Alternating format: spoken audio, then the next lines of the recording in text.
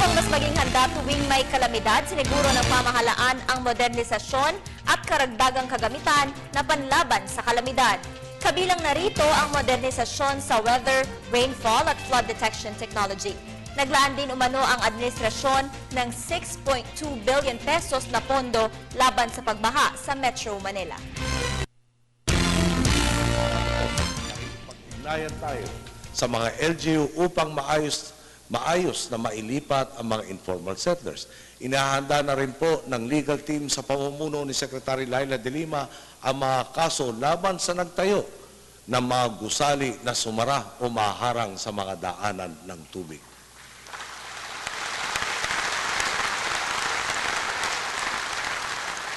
Hindi po tayo makukontento sa sisihan. Oras na makumpleto, kaya nitong sumalo ng tubig na katumbas ng tinatayang 14 na Olympic-size swimming pool.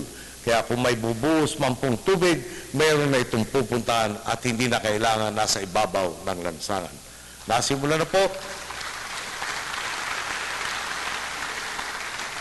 Nasimula na po ang proyektong ito noong Marso. Layunin nating matapos ito sa susunod na taon.